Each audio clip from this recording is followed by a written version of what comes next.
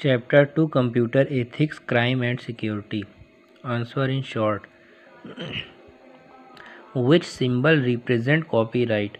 Copyright को represent करने के लिए कौन सा सिंबल यूज़ किया जाता है?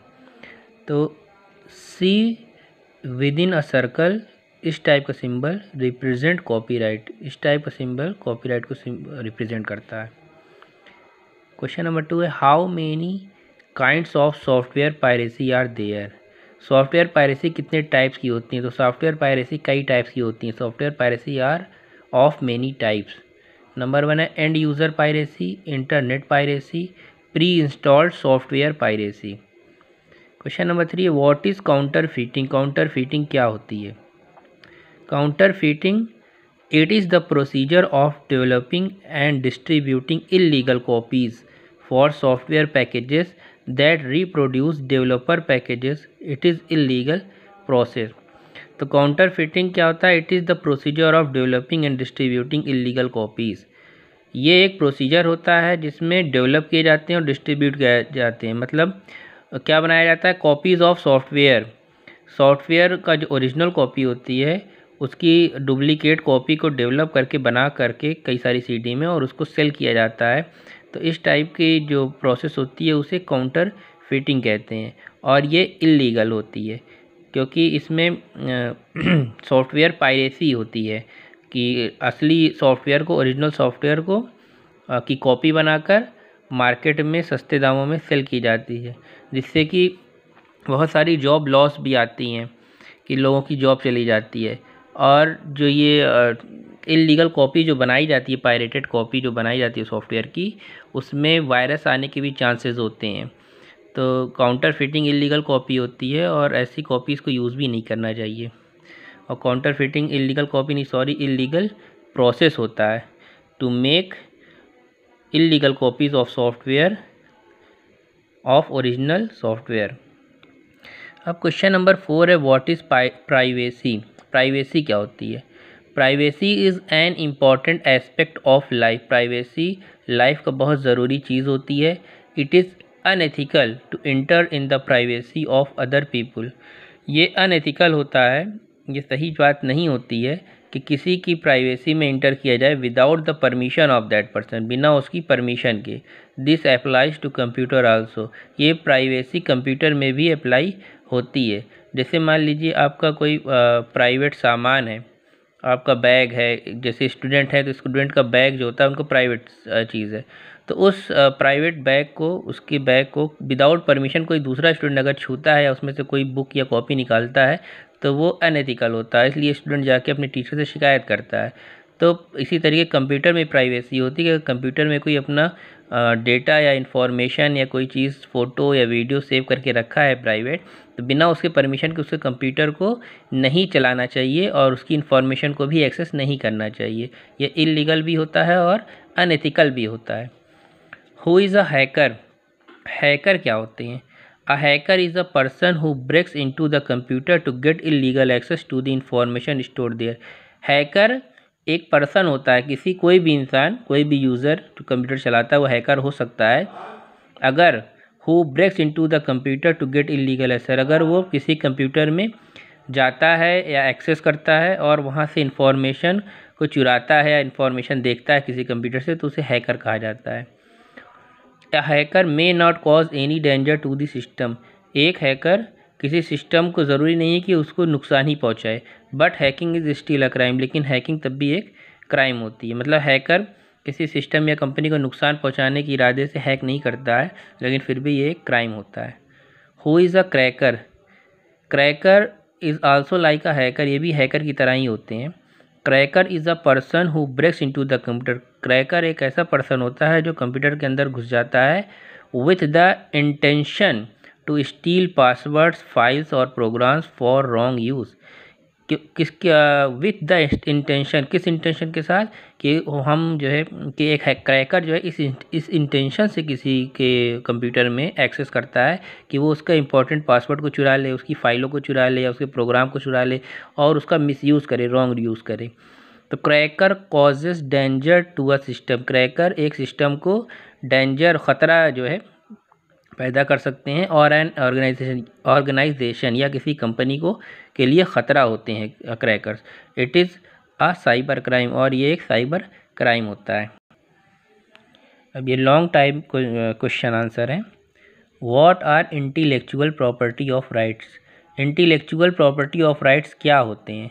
Anything we own is called property. हम जो भी चीज़ रखते हैं या ख़रीदते हैं वो हमारी प्रॉपर्टी होती है। We have some rights over our property, और हमारे कुछ राइट्स होते हैं अपनी प्रॉपर्टी के ऊपर। It can be protected by law, और ये कानून द्वारा सुरक्षित होते हैं। Intellectual property rights are the rights. Intellectual property वो राइट्स होती हैं रिलेटेड टू लिटरेसी, जो लिटरेसी से रिलेटेड होती हैं। मतलब एक बुक कोई लिखा है, राइटिंग वर्क कर रहा है तो लिटरेसी हो गई।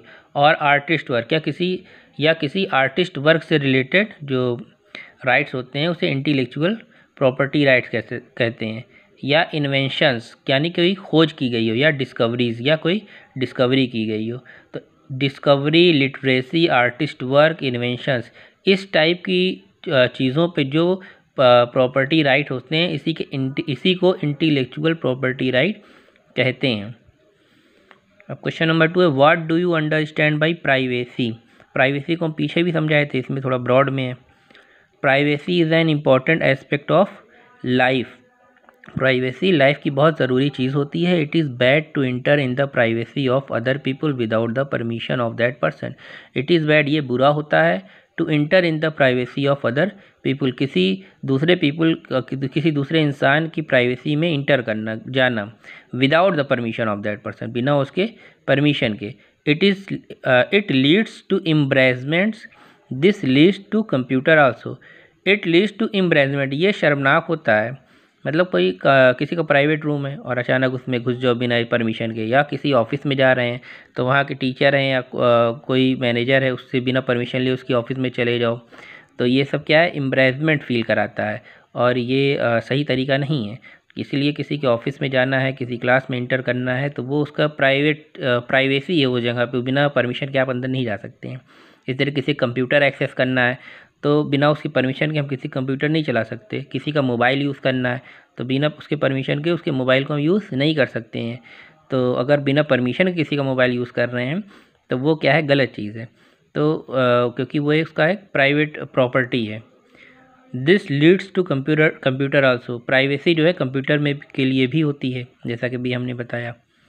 एग्जाम्पल के तौर पे our classmate stored private information related to her study on his computer. हमारा कोई क्लासमेट है और उसने अपनी कोई प्राइवेट इंफॉर्मेशन या डेटा को स्टोर कर रखा है अपने कंप्यूटर में। The primary thing is that we must not try to access that. सबसे पहली चीज़ तो ये होना चाहिए कि हमें उसका कंप्यूटर छूना ही नहीं चाहिए, ना उसकी प्राइवेट चीज़ों को एक्सेस करना चाहिए। That information without his permission, बिना उसकी परमिशन के। Explain security breaches in computer. Security breaches क्या होते हैं?